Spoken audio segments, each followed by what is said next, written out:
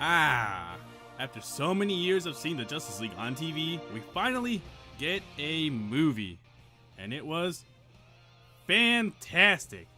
The movie is not without its flaws, however, but nothing awful that cannot be fixed. It served its purpose, and that is to set up the future DC cinematic universe. And I, for one, am really excited for the future of the DC universe. The characters are a huge highlight for the film, and I loved it every time they were on screen together. The cast had surprisingly great chemistry. I won't spoil anything big in my review, but some plot points may come up, so you have been warned. But please, keep watching. What's baffling is the hate this movie has gotten. Now, I consider myself a really big DC fan, and I was ready to heavily judge and condemn this movie, just like how I did Batman vs Superman. I mean, come on, we all know that movie was a bit of a mess. Instead, I was smiling the entire movie. The beginning of the movie focused on assembling the team. Now, fans are used to seeing a hero in their own film and then a team-up movie, and not in reverse. And maybe because I grew up reading DC comics, I have an edge with the lore, but I don't think they dived in too deep. Aquaman joke. Into the DC lore. Just enough to pique interest in the standalone films these characters will have. Batman kicks things off with his investigation of parademons and why these drawings of boxes, also known as mother boxes, are so important, all the while planning for the coming invasion he dreamed about back in Batman vs Superman. At first, I thought the movie would focus more on Batman, Superman, and Wonder Woman, because they are DC's Trinity, the big three, and get minor Flash, Cyborg, and Aquaman development. But to my pleasant surprise, Flash, Cyborg, and Aquaman got really great development, especially Cyborg. It makes sense that they would focus more on Cyborg due to him being created by the Mother Box, giving him some ties to Steppenwolf and Apocalyptic technology as well. And Ray Fisher nailed his role as Cyborg. Booyah! I don't know who you are or where you're from, but Atlas, I just kicked your virtual butt.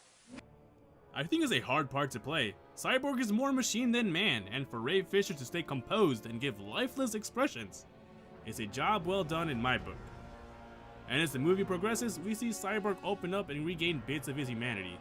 I think it's the small details about Cyborg that Ray Fisher just executed perfectly, which led to his character being great. I've been at this longer than you have, they still treat me like comic relief. Better than being treated like a teenage sidekick. I mean, I was one of the original 7. Tell me the truth, Ralph. Do I seem immature to you? Not in the least. I bopped your block off! That's not fair, the green guy's arms are longer. Are not? Ezra Miller being casted as the Flash was one of the things that I rolled my eyes at. Not because of his ability as an actor, but just because he didn't look the part. And I became even more worried from what I saw in the trailer. So imagine my relief when he won me over with his performance. He's portraying the Barry Allen version of the character, just like the TV show, although his quirks and personality remind me of Wally West. And I think they should have gone with Wally because he does a great job portraying the clumsiness and quirkiness of Wally. But this is very early in his career as the Flash. The only problem I have with the Flash now is, why can't Ezra dye his hair blonde? And what is up with his running style? I know it's hard to capture how a person should run with super speed, but the TV show and this movie don't have it quite right just yet. I mean, how hard is it to do this Fast, so think fast. in live action? Flash is also another character that we see grow into the hero we know he is. He and Cyborg fill the newbie roles and are also the youngest on the team, and are the ones the audience is supposed to relate to the most. Lastly, for the newcomers is my favorite, Aquaman. Literal interpretation of what happened in my pants. By now you all know I'm Aquaman's #1 fan, ever since Super Friends. He rides a seahorse into battle, for God's sakes. But Jason Momoa as Aquaman was awesome casting. What better way to make Aquaman seem more of a badass to the public than by casting Khal Drogo? In the movie, however, he seems to draw inspiration from the 90s Aquaman, with the long hair don't care, and the beard and hook arm. My least favorite look, and really hoping they don't do the hook arm in the movie. Aquaman should always have 2 hands, but 90s Aquaman was also a gruff and a loner, something that this movie version also is. But I hope he becomes the kingly hero that he is in the New 52 and DC's Rebirth. Jason Momoa did the King of Atlantis justice, and I think his portrayal is going to make him really popular, so while you still can, jump on the Aquaman bandwagon. No, No dating for the Batman. It might cut into your brooding time. 1. Dating within the team always leads to disaster. 2. You're a princess from a society of immortal warriors. I'm a rich kid with issues. Lots of issues. Some of the common complaints I've seen is, Batman is so serious and emo, wah wah wah. And now after Justice League, it's all, Batman shouldn't be funny, he's a serious character, meh meh meh. Both arguments are dumb. Read a comic, watch Batman the Animated Series, or Batman Brave and the Bold, and you'll see Batman can be both. And he made Justice League even more enjoyable. This is a different Batman, one with hope and a brighter outlook on life. So if a little humor comes with it, I'm all for it. Especially if it's sarcastic and dry humor, because that's just the best for Batman. What's going on between you and Diana? Nothing. She's a respected colleague. Uh-huh. I don't have time to pursue a relationship. My work is too important to allow any distractions. Diana's a remarkable woman. She's a valued friend. She's standing right behind me, isn't she? Don't let that stop you. Keep digging. Gal Gadot continues her stellar performance as Wonder Woman. I mean, she's just perfect in this movie. She also had the best DC movie thus far. And her relationship with Batman is one that reminds me from the animated series. Hopefully they can continue that and develop it too. Also, I don't know if it was written this way or maybe because Gal Gadot is popular now, but she also has some really great scenes, especially when fighting one-on-one with Steppenwolf or taking down those parademons. What we have here is a rare opportunity for me to cut loose and show you just how powerful I really am. What I want to point out is that we get a great Superman performance from Henry Cavill. No more brooding and distant, wondering if humanity is worth saving. No, we get a cheerful, loving life with corny but awesome quips Superman. It's the kind of Superman we need, one that inspires hope and not dwells in despair. We also get to see him use all of his powers, and this definitely has to be Cavill's best Superman performance ever. Not that he wasn't great in Man of Steel or Batman vs Superman, just that in those movies he seemed more wooden and stale and distant from humanity, not the kind of Superman that I'm used to reading from the comics. This prey requires a more experienced hunter.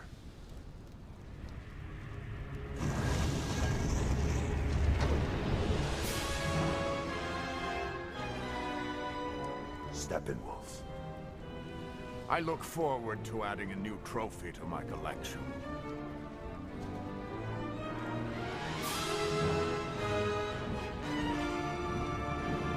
All heroes need a villain, but a villain powerful enough to take on the Justice League? Steppenwolf answered the call, and while he's certainly powerful enough, he mostly filled the role of being the threat to bring the team together. Syrian Hinds does a great job as Steppenwolf, having a commanding presence and a superiority complex. And he's pretty ruthless too, as he just wipes the floor with the Amazons, and has quite a feat given how formidable warriors they are. Yes, it sucks that they had to CGI the villain, but Syrian Hinds is 64 years old, and he's got the height, but not the frame to play a general of Darkseid. So CGI is reasonable. But they could have done a better job with it. I think CGI works best when mixed in with practical effects. It won't look as cartoony or bulgy. Still, it was a decent enough job, and it's something they can fix later on. Either pay them more to do a better job, or just hire a different special effects studios. Because for a superhero movie, special effects is a pretty big factor. So you don't want that to look terrible either. That's one of my two problems with this movie, is that the special effects just aren't up to par for a superhero movie, let alone a Justice League movie. This is stuff that you shouldn't be able to compare to a Netflix movie. I get that these are comic book movies, but you have to do a better job if you want to actually make people believe in the movie. The story is also really fast paced, and given that it's a 2-hour movie, you can understand why. I thought it was very easy to follow, but some people complained that they couldn't follow it along. But I mean, come on, you can't expect to be spoon-fed every detail. At the same time though, the studio, the director, or whoever's in charge shouldn't cut out important details as well, because that would just leave people hanging with some questions. I was wondering why they cut out the accident that gave Cyborg his powers, or even the flashes. Those are two things that I'm really curious about given that they don't match up with the comic origins so far. Or how Aquaman knows where Atlantis is, even though he's never been there before. I hope these are questions that can be answered in their standalone movies. At least one can hope. But yes, the story is a bit muddled, but it worked. It did what the team needed to do, and that is to come together. Beatles joke there for you guys. Yes, the team needed to come together to stop a world-ending threat and invasion, and that is Steppenwolf. I had fun watching this movie. To put it perfectly, watching the Justice League movie felt as if I was watching a live-action version of the Justice League cartoon. And that's what makes it awesome. Tons of references and cameos for comic fans as well, especially during the Steppenwolf flashback. That whole sequence was breathtaking. And the cameos left me with my jaw dropped going, oh my god, oh my god, oh my god. Plus, what they tease with the future of DC Comics has me really excited. Fine. If the minnow's under the size limit, I'll go fish for the whale.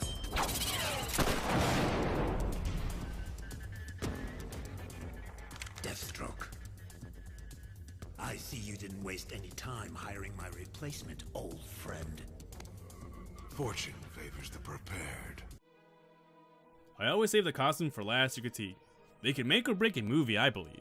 And DC's costumes have never been spectacular, especially with Superman. In the first two films, Zack Snyder tried to take a realistic approach and use a darker color scheme and texture materials that looked like it was getting off a basketball. So watch out, Spalding. It just doesn't look right. Justice League was a bit of an improvement though. It had a brighter color scheme, one closer with the comics, with some designs inspired from the New 52 look. I just hope they scrap the whole textured look in the future. It's just an eyesore if you ask me. Batman has two suits in this movie, with the second one being my favorite of the two. Affleck's suits seem to be more influenced from the Dark Knight Returns, as well as the Arkham games. What I do like is that they have the bat symbol front and center, not molded into the chest like Kilmer's or Bale's suits. The tactical suit that he wears in the second half of the movie has heavier armor and reinforced plates. I just wish that the goggles glowed white, to give the look that we see in the comics or from the animated series. That would have been really awesome to see, and also a nice tribute. Wonder Woman's armor remains unchanged, but the way they advertise her look in the poster is a brighter color scheme than what we see in the movie. And I really think they should have stuck with that. It's really eye-catching, and I know it sounds corny, but it can infill people with hope. For the newcomers, Cyborg was mostly CGI. And I don't think that was a good idea. I really think some parts should have been practical effects. I mean, the CGI wasn't that great, and I really feel the special effects artists could have benefited from some practical parts. And the look that they did give him, I am not a fan of it. I mean, he looked like a Bayformer. More accurate, the love child of Megatron. Cyborg has no reason to ever look like a Bayformer. Luckily, however, they do correct this in the movie, by saying that every day Cyborg does change. So maybe by the time he gets his own movie, he will have a more comic accurate look, or something even better than what he has now. The Flash suit, I also am not liking it. I mean, what is up with the bungee cord and wires and the fingerless gloves? I understand that he does need padding because he does run at super speed. But I don't know, they could have done a better job with it. But luckily they will, since this is only the prototype suit built by Ezra's Barry Allen. So fingers crossed for a Flash ring.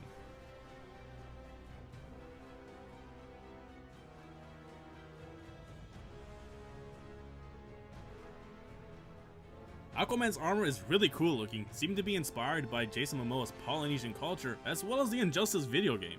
My favorite Aquaman look though is still the classic one, and Momoa pulls it off really well in this fan photo. But alas, it's not to be. But one can dream. Justice League is a starting off point for these characters. We see them take up the mantles of the heroes we know they become in this movie, and I think the same could be said for their costumes as well. As the DC universe progresses, I believe their costumes will change and become more comic accurate, or a combination of the comic look with an original idea. Justice League is a fun film and one that gives me hope for the DC cinematic universe. Yes, the story and the CGI are subpar. Given the trouble this movie has had behind the scenes, it gets the job done. Also, it sucks that Warner Brothers cut 50 minutes from the movie, so let's hope for a director's cut. But I give Justice League an 8 out of 10. So come at me haters, I'll defend this movie. It's worth a viewing and a fair chance. The only downside is the CGI effects and the story. The characters, however, are amazing and lovable, so check out Justice League. Thanks for watching another Geek Night review. Do you agree or disagree with my score? Let me know in the comments or any other thoughts you have on Justice League. Until next time, guys.